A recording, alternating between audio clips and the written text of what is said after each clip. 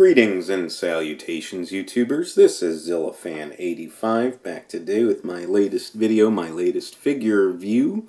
And of course this is the first video of the year for me, so Happy New Year to everybody. With this video today, being the first of the year, what I thought I would do is I would go ahead and actually review the first ever Godzilla figure that I personally got in my collection. So the OG for me, like I said, because it's the original figure of Godzilla that I had in my collection. And that, of course, is the Mattel Godzilla's Gang Godzilla figure. Now, I do say Mattel, but really, Mattel was the one who, the company who distributed this figure here in America. This is really the Popy Godzilla figure, though. Popy released these figures in Japan, I believe under Ultrasaurus was the title that they used.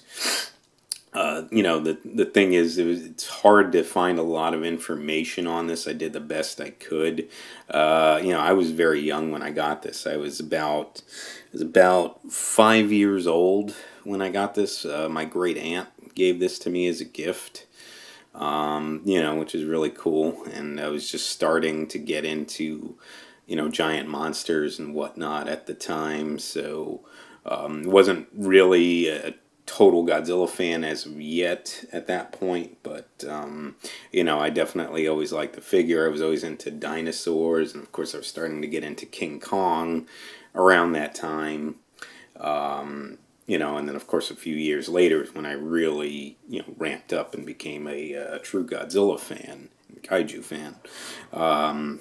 So that kind of goes along with that.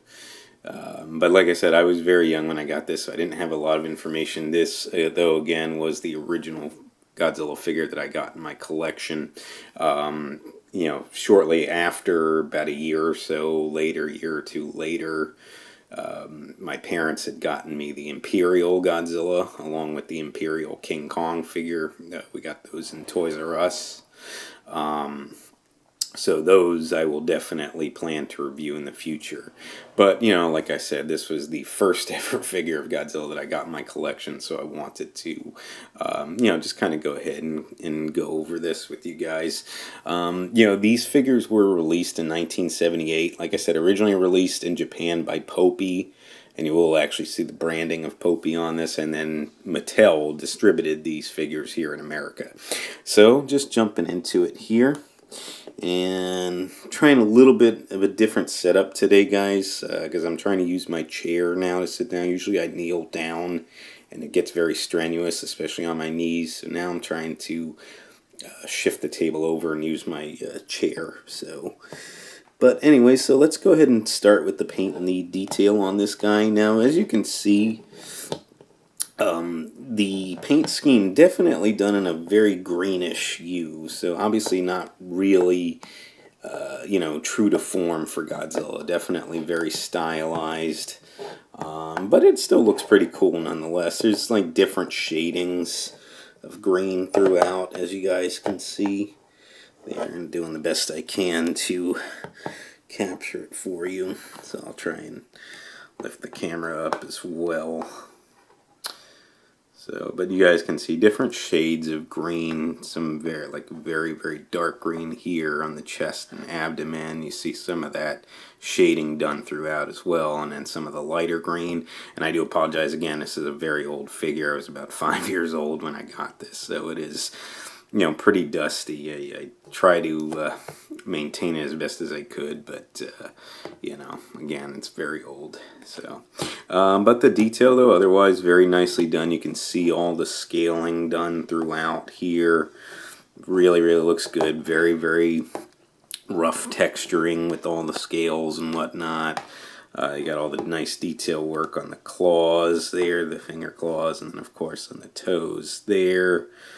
Again, more of that texturing, the face captured very well. I always felt this face was a little bit indicative of the 1965 Godzilla, but that was just kind of me. I don't really know that that's what they were going for. They might have been going for like the 70s Godzilla design, but then again, like I said, not really true to form for any particular Godzilla, I don't think. These are more stylized figures. This Godzilla gang set, there were 8 figures in the collection, but Godzilla was the only of the Toho monsters in there. So the only Godzilla, the only Toho monster. The rest of the kaiju were all from Ultraman. So not really sure on the choice why they did that, but you know, that's just something to note.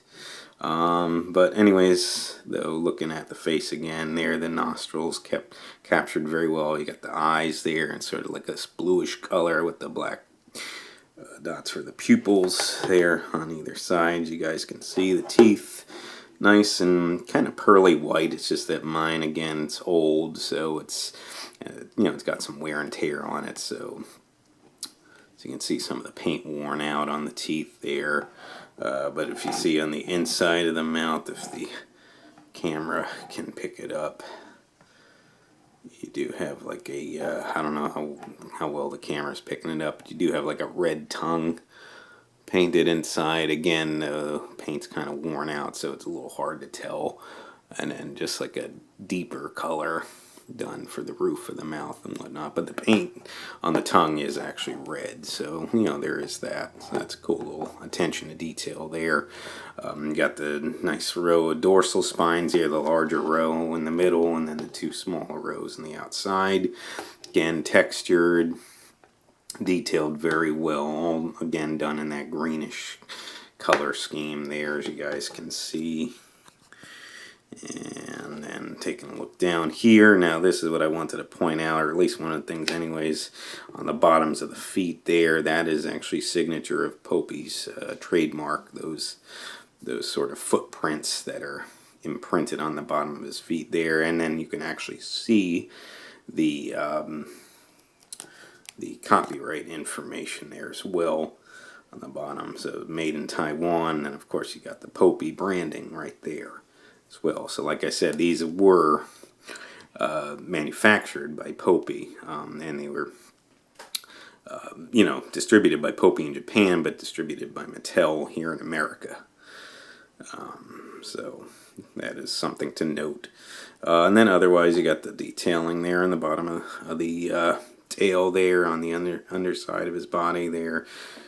You know, done pretty darn well. I think they really did a nice little job capturing detail there. So just kind of, you know, kind of sums that up there. Now as far as the articulation goes on him, so not too much, just basic articulation. Of course, again, a vintage figure here. The arms rotate, they can go all the way around. They do rub up a little bit on the legs though, so just keep that in mind. But if you rotate them, you can get them 360. And sorry about that, folks. It's the camera, or the light I got there. Anyway, so then the legs, they can also rotate, and these will also go 360 as well. So you can get these guys going all the way around, and then the tail rotates. Yeah, it can also get 360 rotation there. It's a little stiff. This is a very hard plastic, this figure, as you can hear, so obviously the joints are kind of stiff, but they do turn well enough anyway. So that covers it for the articulation. Like I said, very basic, but you know, get some nice movement anyway, so you can put them in some different poses, which is very cool. So for sizing wise, again, you know, vintage figure, so you can't always necessarily go by anything. This is roughly in like a 5-inch scale though, so he won't quite size in well with your 6-inch figures, but you know, with stuff like for example, like the Trendmasters Godzilla figures, which I already did review my Trendmasters Godzilla himself. You know, this is a little bit larger than that, but it's not too bad for sizing. So I actually do have the Trendmasters Godzilla right here, just so you guys can see. So, and you can see the way that they stand next to each other. So Of course, the Popy Mattel Godzilla is a little bit bigger, but it's not too bad. So that works fairly well. So like with your Trendmasters line, this is not too bad as far as sizing goes. So if you want to maybe try to have him, mixed in with your vintage figures, then this is probably a way to go. So that pretty much covers it for scale. So as far as pricing goes, that's the thing here. It's going to be kind of hit and miss. Because, again, this is a vintage figure. Initially, I believe these figures only cost $1. But that was, again, 1978. So, take what you will with that, if you can even try and find it. So now, though, it depends, I think, again, it just depends on what you can find there. But these are, like I said, they are rare. So, so trying to get a hold of them, you just have to try. But, again, though, unfortunately, they are kind of pricey now. From things that I've seen online here, from not just Godzilla, but the other kaiju as well, which again are all Ultraman kaiju, the rest of the ones in this set. You're going to look at about, probably the cheapest you're going to see is maybe $50 for one figure. Otherwise, I've seen it going for $100 and up. Again, these are vintage figures, and they're kind of, rare now. So, unfortunately, if you want to try to add these, you do have to keep that in mind. But definitely very cool. Like I said, this was the first ever Godzilla figure that I had personally. So for nostalgic reasons, something that I have very fond memories with. Of course, I played the heck out of it too. Once I started collecting more and more kaiju and adding more to the collection, it was nice to have him have, other monsters to fight. But other than that, though, folks, I think that does pretty much wrap it up for this video. I would like to thank you so much for watching. If you would like to subscribe, please feel free to do so. If you would like to like and or comment on any of my videos, please feel free to do so as well.